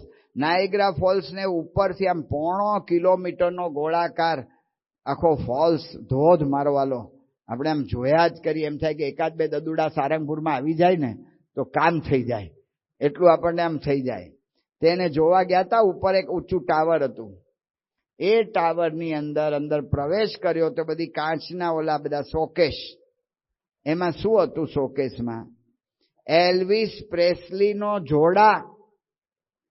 એલ્વિસ પ્રેસ્લી બહુ મોટો ગાયક થઈ ગયો, આ માઇકલ જેક્સન પહેલા ત્યાં એનું પ્રસિદ્ધિ હતી, તો એના જોડા. એટલે આમાં ક્યાં એલ્વિસ પ્રેસ્લી કઈ ગાયની કીર્તન ગાયું હોય કે એને વાજા પેટી વગાડી હોય, એટલે કે હાર્મોનિયમ વગાડ્યું હોય કે જે કઈ વાયોલિન વગાડ્યું, એ કઈ કોઈ તોય ઠીક છે. આ તો જોડા. તે ઠેઠ નાયગ્રામાં હાઈટ ઉપર મૂક્યા જોડા. લે, સંબંધનો મહિમા. એલ્વિસ પ્રેસ્લીના જોડા ક્યાંથી એમ? તો આ બધા હરિભક્તો સંતો, એની અંદર પ્રકૃતિ હોય. આપણા કુટુંબના સભ્યોને પણ પ્રકૃતિ હોય, પણ સ્વામી કે છે એના અંદર મુક્તનો ભાવ લાવો. એને સંબંધ થયો છે ને, નહીંતર આ સંબંધ ના થાય. એટલે સ્વામી કેવું લખે છે કે એવી સમજણ આપો કે એકબીજાને મુક્ત સમજે. પછી સ્વામી કાંસમાં લખે છે, ખરું જોતા તો મુક્તો છે. અને હવે શું કરીએ? તો ઘરમાં એકબીજાનો મહિમા સમજે. એકબીજાનો મહિમા જો ઘરમાં બધાને મુક્ત મનાય જાય ને, ખાલી કલ્પના કરીએ ને તોય આનંદ થાય. એક મુક્ત રાંધતા હોય, એક મુક્ત બાથરૂમમાં અંદર ગયા હોય, બીજા મુક્ત રાહ જોતા હોય કે આ ક્યારે નીકળે તો હું જઉં, અને એક મુક્ત આવી રીતે રાહ જોતા હોય કે આ ક્યારે બનાવે ખાવાનું તો હું ખાવા બેસું. આખું ઘરનું વાતાવરણ કેટલું દિવ્ય થઈ જાય. બધા જ મુક્તો છે. ખાલી કલ્પના કરીએ આ કયા લેવલ પર મહંત સ્વામી મહારાજ આપણને લઈ જવા માંગે છે. આ ખોટી વાતો કરીને આપણને ચડાવવાની વાત નથી, પણ ભગવાનને ભક્તનો સંબંધ થઈ ગયો, એ અક્ષરધામને જરૂર પામે છે. જરૂર પામે છે. સામાન્ય સંબંધ થયો હોય તોય. ત્યાં ઓલો અલિયાસ નામનો ગઢડામાં પોલીસ, ગાયકવાડ સરકારનો, પથ્થરો નાખેલો ગઢડાના પાયામાં, ખાલી પથ્થરો. અને મહારાજે એને અંતકાળે દર્શન દીધા. હરિચરિત્ર ચિંતામણીમાં આવે છે કે એને પૂછ્યું અલિયાસને, અલિયાસે મહારાજને પૂછ્યું કે સ્વામિનારાયણ તમે ક્યાંથી? કારણ કે મેં તો તમારું કાંઈ ભજન કર્યું નથી, સત્સંગી નથી, કાંઈ નથી. મહારાજે ઓલો પથ્થરો દેખાડ્યો કે તમે આટલી સેવા કરી હતી ને, હાલો અક્ષરધામમાં લઈ જઈશ. તો આપણા કુટુંબના બધા સભ્યો નહીં જાય અક્ષરધામમાં? અક્ષરધામમાં મુક્ત તરીકે નથી આપણી હારે બેસવાના? તો અત્યારથી મુક્ત સમાજમાં વાંધો શું છે આપણને? તો સ્વામી કે છે એને મુક્ત સમજે. અને મુક્ત સમજે એટલે શું થાય? એકબીજાને પગે લાગવાની ઈચ્છા રહ્યા કરે, ઘરમાં એકબીજાના દાસ બનીને રહે. સ્વામી કે છે મા બાપને સંતાનોને પગે લાગવાની ઈચ્છા થાય. શું વાત કરાય? સંતાનો મા બાપને પગે લાગે. જે મહંત સ્વામી મહારાજે કરી બતાવ્યું. પ્રમુખ સ્વામી મહારાજ શતાબ્દીની વાત આપણે ગઈકાલે કરી હતી.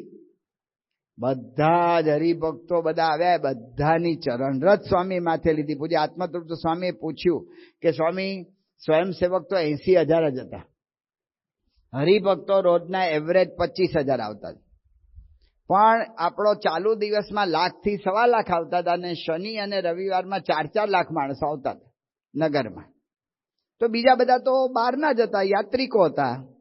એ તો ઘણા તો જિજ્ઞાસાથી આવ્યા હોય, ઘણા દાન ઓલા ફનફેરમાં જાય એમ આનંદ પ્રમોદ મેળવવા આવ્યા હોય. તો તમે એ બધાની ચરણરજ કેમ માથે લેવાનો સંકલ્પ કર્યો? તો મોહન સ્વામી મહારાજ શું કહ્યું કે જે કોઈ નગરમાં આવ્યા એમણે પ્રમુખ સ્વામી મહારાજના દર્શન કર્યા કે નહીં? કે બાપા એના કર્યા. સ્વામી કે પ્રમુખ સ્વામી મહારાજના દર્શન કર્યા હોય કોઈ પણ વ્યક્તિએ તો એની ચરણની રજ મારે માથે ચડાવવી એ મારી ફરજ છે. આ આપણા ગુરુ છે, એના આપણે શિષ્ય છીએ. જેના નિરમાની ભગવાન એના જનને કેમ જોઈએ માન. નિર્માની ભગવાન છે તો દરેકનો ઘરમાં જો મહિમા સમજાય.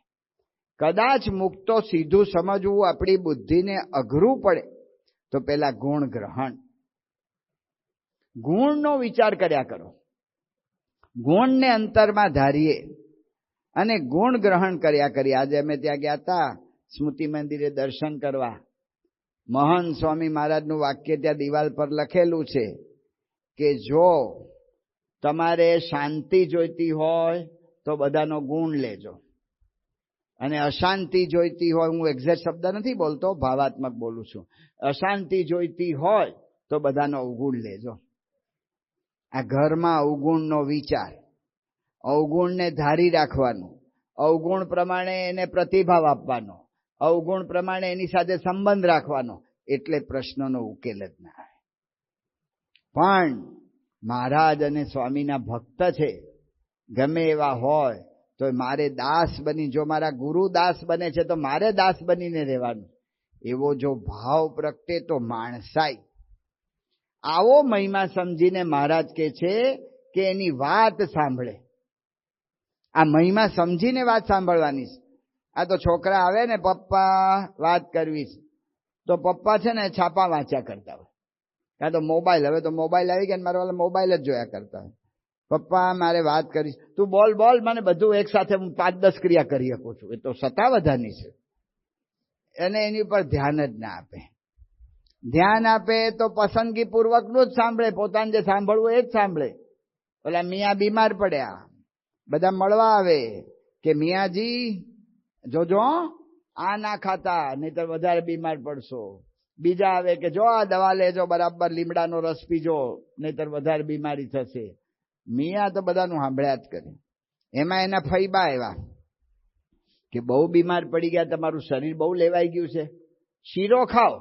મિયા તરત ઉભા થઈ ગયા, ફુફ્ફિકા સુનો, ફુફ્ફિકા સુનો. કે આ ફૈબા જે કહે છે ને એ સાંભળો. જે પોતાને ગમતું હોય ને એમાં પુષ્ટિ, બીજામાં પુષ્ટિ ના આપીએ, એને સાંભળતા નથી. પણ મહારાજ કે છે એમ જો મહિમા સમજી એમાં રસ લઈને આપણે ખાલી વચનામૃત વાંચીએ ને તો પણ ખબર પડે. મહારાજની આ તો આધ્યાત્મિક વાતો તો અલૌકિક વાતો છે, એ તો જુદી જ છે. આપણે તો ખાલી લૌકિક રીતે વિચાર કરીએ. પ્રથમનું 51મું વચનામૃત પૂર્ણાનંદ સ્વામીએ પ્રશ્ન પૂછ્યો કે મહારાજ, ભગવાન અને સંત અમાયિક છે, માયાથી પર છે. આપણા ઇન્દ્રિય આંખ કે જે કંઈ છે એ બધા માયિક છે. તો માયિક આંખથી અમાયિક ભગવાનને સંતના દર્શન કેવી રીતે થાય? આ પ્રશ્ન. મહારાજે કહ્યું કે એટલે તમે એમ કહેવા માંગો છો કે અમાયિક આંખથી ભગવાનને સંત દર્શન થાય છે, એટલે ભગવાન ને સંત પણ માયિક હોવા જોઈએ. તો પરમહંસોએ કહ્યું મહારાજ તમે અમારો પ્રશ્ન પુષ્ટ કરીને આપ્યો, અમે એમ જ પૂછવા માંગીએ છીએ. જો આ રસ લે, આ તો ઉડજુડ આમ તેમ સાંભળે ના સાંભળે ને નિર્ણય આપી દે. ઓલા યોગીમાની બોધ કથામાં છે ને, ઓલા રાજાને ઓલી એક ડોશીમાં પ્રત્યે હેત ભાવ. ડોશીમાં રાજાને ફરિયાદ કરવા ગયા કે મારા કુવામાં કૂતરું ગરી ગયું છે. રાજા કે તોપે દો. તો તોપ મૂકી અને કૂતરું કાઢવા માટે તોપનો ગોળો છોડ્યો તો આખો ગોબો ઉડી ગયો, બધું જતું રહ્યું. બધું અડધું સાંભળીને કામ કરે. તો આ રસ લઈને સારંગપુરનું બીજું વચનામૃત મહારાજને પૂછ્યું, મહારાજ ભગવાન કયા ગુણે રાજી થાય?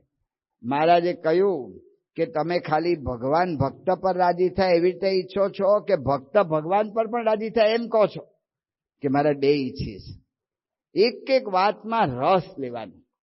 એક એક વાત આપણે પ્રમુખ સ્વામી મહારાજના દર્શન કર્યા. સ્વામી બાપા જ્યારે જ્યારે સાંભળે ને ત્યારે ત્યારે બાપા છે ને, આપણે વ્યક્તિગત દર્શન ચાલતા હોય, કેટલો કોલાહોલ ચાલતો હોય, એની વચ્ચે સ્વામી બાપા આમ કાન દઈને આમ નીચા નવીને સાંભળે. અને દરેકને સાંભળવાની રુચિ.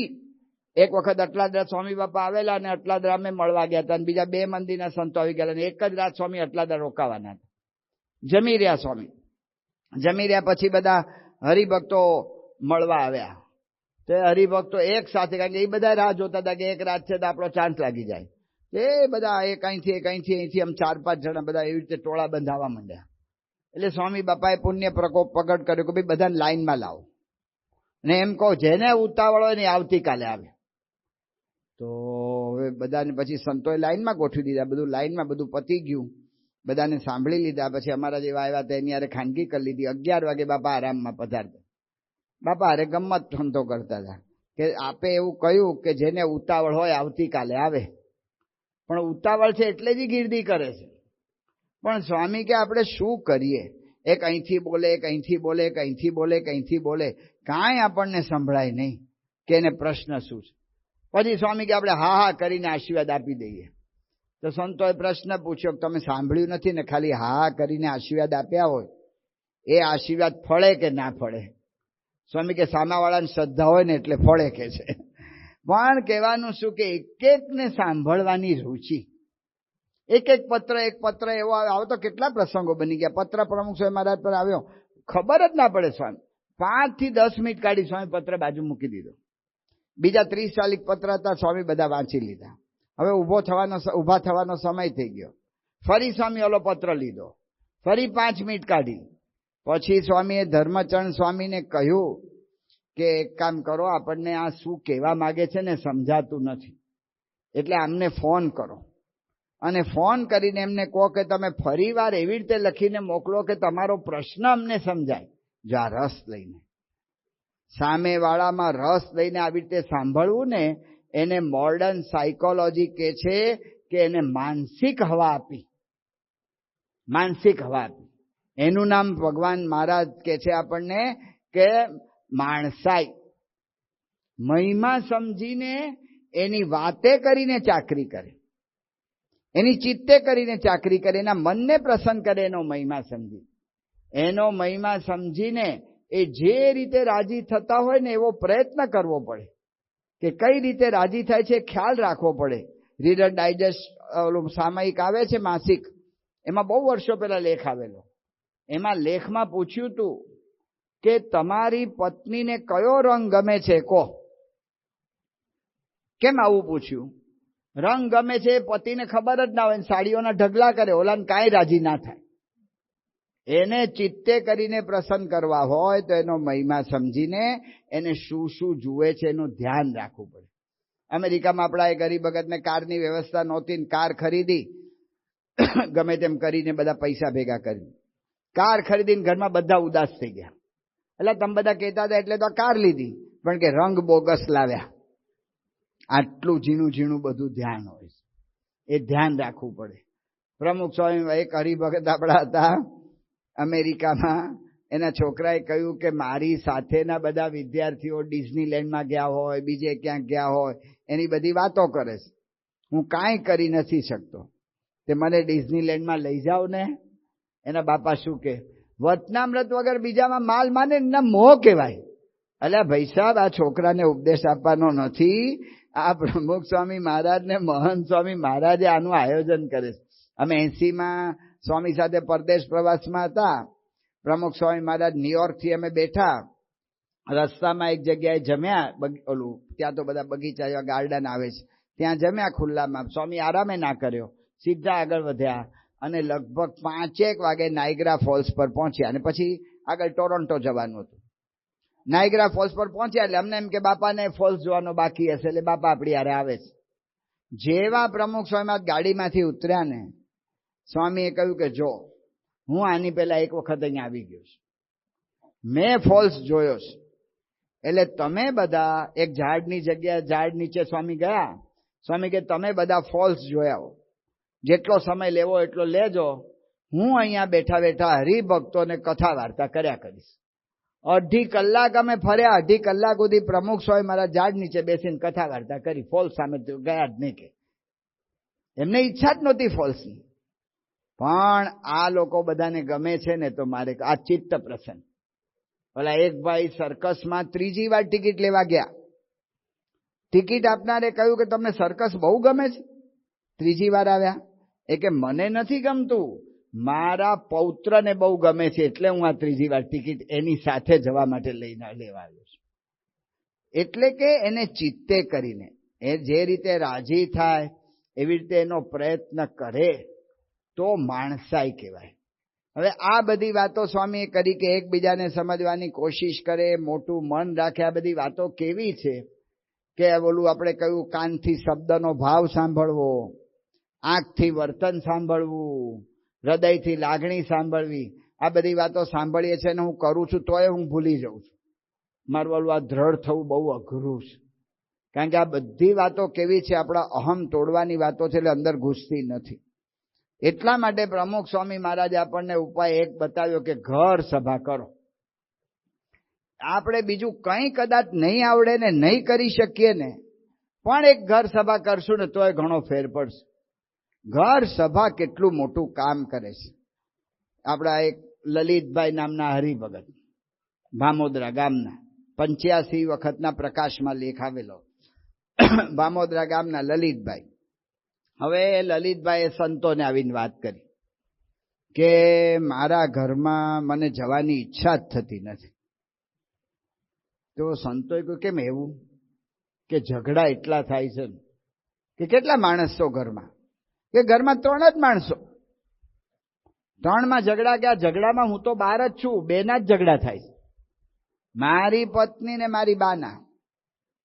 તો કે તમે સમજાવતા નથી. તો મેં બાને સમજાવ્યા. બાને મેં કહ્યું કે બા, એમના ઘરનું વાતાવરણ જુદું હોય, એમના ઘરનું આખું આયોજન જુદું હોય, બધું જુદું હોય, અને આપણા ઘરનું બધું વાતાવરણ જુદું હોય, નવા નવા છે.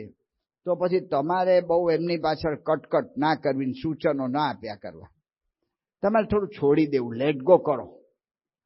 તો મારી બા કહે છે કે લે, તું તો વહુ ગેલો થઈ ગયો. એટલે કે મેં પત્નીને સમજાવ્યા કે એમના ઘરની કે આપણા બા છે, એની ઉંમર થઈ ગઈ છે, હવે પાકા ગળે કઈ કાંઠા ચડે નહીં, આ ઉંમરે સ્વભાવ સુધરે નહીં, એટલે તમે છે ને એ બધું મનમાં ના લાવો અને તમે થોડું ઘણું સહન કરી લો. તો મારી પત્નીએ મને કહ્યું કે મને આવી ખબર નહીં કે તમે માવડિયા હશો, નહીં તો હું વિચાર કરત. એ કે સ્વામી વગર દાબેલી એ દાબેલી છું, વગર દાબેલી હું દાબેલી થઈ ગયો છું. સંતોએ કહ્યું કે ઘર સભા શરૂ કરો. ઘર સભા શું છે? જે પ્રમુખ સ્વામી મહારાજ કહે છે, બીજા એના શબ્દોનો ઉપયોગ કરીને પોતાની રીતે પ્રવર્તાવે છે, એ વાત જુદી છે. પણ પ્રમુખ સ્વામી મહારાજ જે કહે છે ઘર સભા, એ ઘર સભા શું છે કે ઘરના બધા સભ્યો ભેગા થાય, 2-3 મિનિટ ધૂન કરે, અને પછી કોઈ પણ ધાર્મિક ગ્રંથ એનું વાંચન કરો. તમે ભગવાન રામચંદ્રજીના અનુયાયી હો તો રામાયણ વાંચો, તમે ભગવાન કૃષ્ણના અનુયાયી હો તો તમે ભાગવત વાંચો, ધાર્મિક ગ્રંથ વાંચો. મહારાજના અનુયાયી આપણે પ્રમુખ સ્વામી મહારાજ, મહંત સ્વામી મહારાજના અનુયાયી છે તો જીવન ચરિત્રો વંચાય એવું ગમે તે ધાર્મિક ગ્રંથ વાંચો. 15 થી 20 મિનિટ થોડી ઘણી વાતચીત, પૂરી થઈ ગઈ ઘર સભા. આ લલિતભાઈ આ ઘર સભા શરૂ કરવાનું ઘરમાં આવીને વાત કરી એટલે તરત બીજા તો કોઈ આયોજક હતા જ નહીં, પોતે જ ધૂન ગાવા માંડ્યા. એટલે એની બા આવીને સભામાં બેસી ગયા. એની પત્નીએ જોયું કે ઓલી બેઠી છે, આપણે નથી જવું, તે ના ગયા. બીજે દાડે એની પત્ની આયોજન એવું કર્યું, વાસણ બાસણ ઉટકવાનું કામ એ પોસ્ટપોન કરી નાખ્યું, પછી કરીશું. અને એ આવીને બેસી ગયા વહેલા સભામાં. એની બાએ જોયું કે આ બેઠી છે, આપણે નથી જવું. ઘરમાં 3 જ સભ્યો. ઘર સભા 2 માણસથી જ થાય. પણ આપણને છે ને પહેલું તો શ્રદ્ધા હોવી જોઈએ. શ્રીમદ ભાગવતના મહાત્મ્યમાં આખ્યાન આવે છે કે ધુંધુકારી ભૂત હતો. ભૂતમાંથી એ સીધો વૈકુંઠનો પાર્ષદ થઈ ગયો. તો કારણ શું? તો વૈકુંઠના પાર્ષદોએ પહેલું લક્ષણ ગણાવ્યું, વિશ્વાસો ગુરુ વાક્યેષુ. ગુરુના વચનમાં વિશ્વાસ હોવો જોઈએ કે કયું છે એટલે કરવાનું.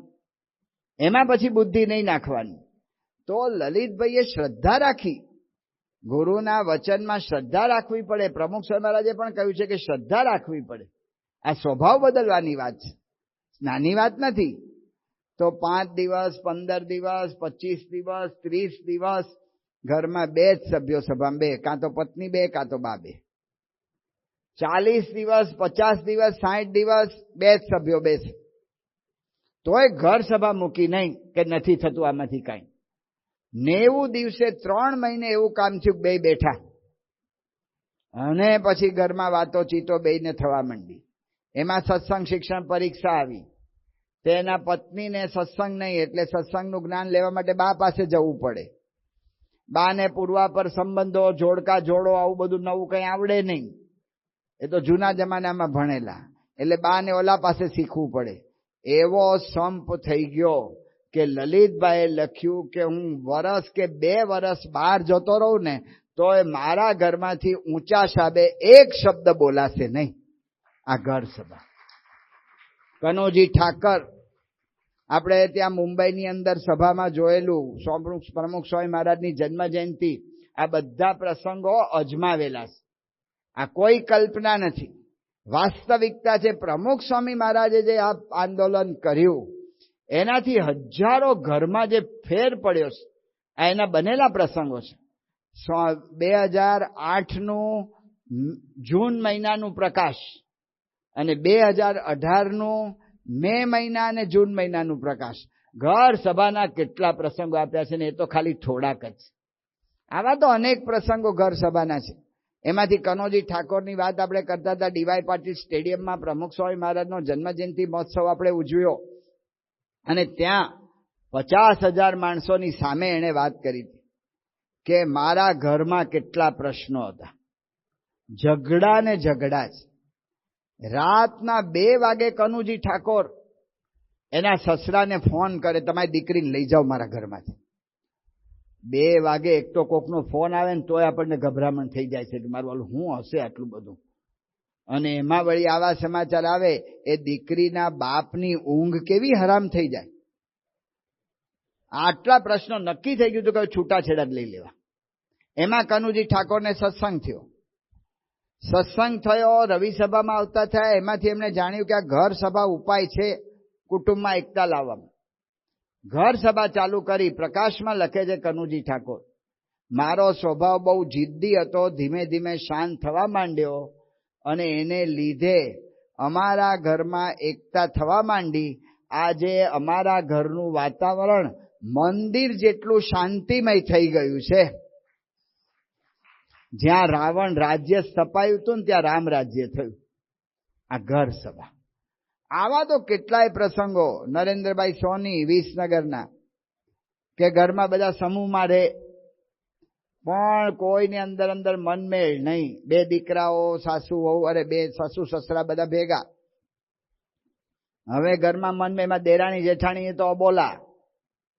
હવે સમૂહ કુટુંબ હોય ને એમાં વારા પાડવામાં આવે છે. જે તમારા જેવા બધી વાતો કરી છે એ કરું છું. એમાં વારા પાડવામાં આવે કે ભાઈ 1 મહિનો આમણે રસોઈ કરવાની, એ વખત સુધી એ ટાઈમે બીજા 1 મહિનો વાસણ ઉટકવા કે હું કપડાં ધોવા કે સાફ સુફી એ કરવાનું. 1 મહિનો આમણે આ કરવાનું તો 1 મહિનો આ. હવે દેરાણીનો વારો વાસણ ઉટકવામાંથી રસોઈમાં આવ્યો હોય, એની પહેલા જેઠાણીએ કામ કર્યું હોય, એટલે વાસણ રોજ પોતે રસોઈ કરતા વસ્તુ આમથી આમ મુકાઈ ગઈ હોય. હવે મંગાવી પડે, ક્યાં મૂકી છે પૂછવું પડે. બોલ્યા તો વ્યવહાર નહોતો તો શું કરે?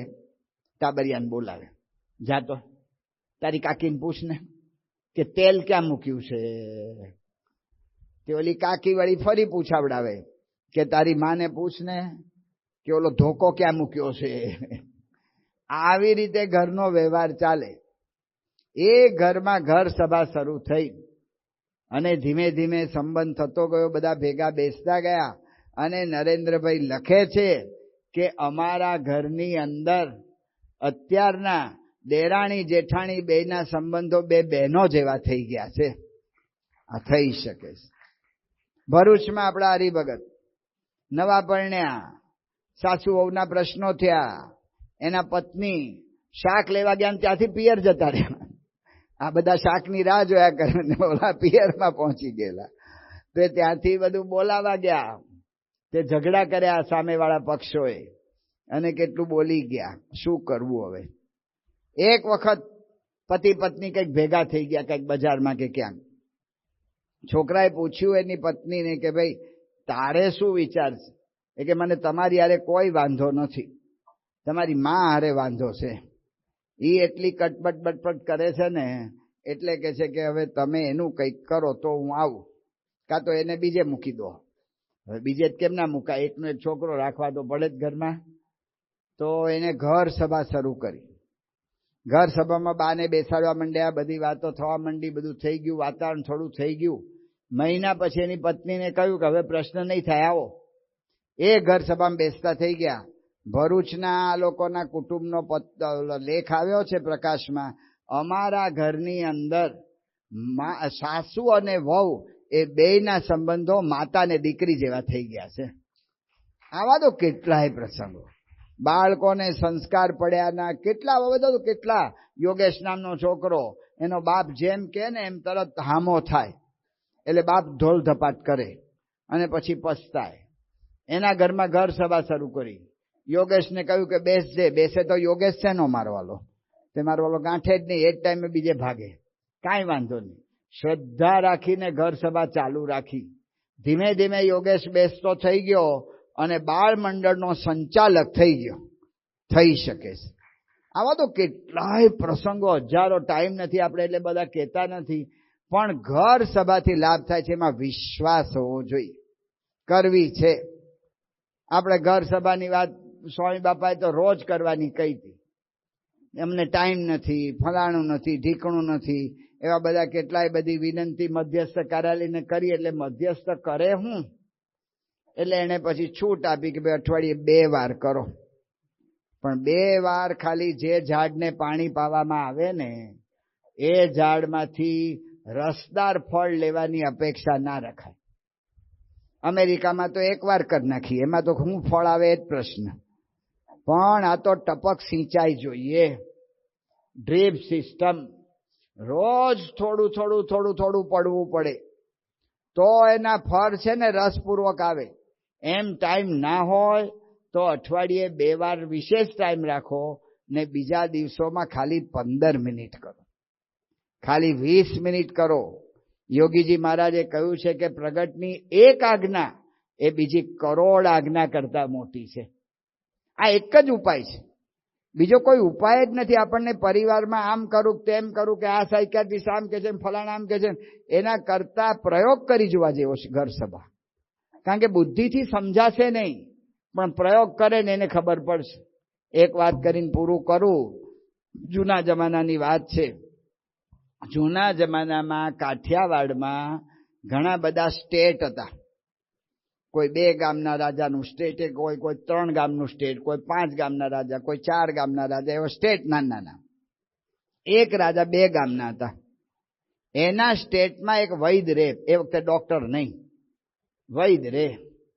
આ વૈદને કાંઈ બહુ જ્ઞાન નહીં. એના બાપ દાદા વૈદ એટલે એ રીતે વૈદ થઈ ગયેલા. પણ મારો વાલો ફાંકા બહુ મારે, બડાસ બહુ હાંકે.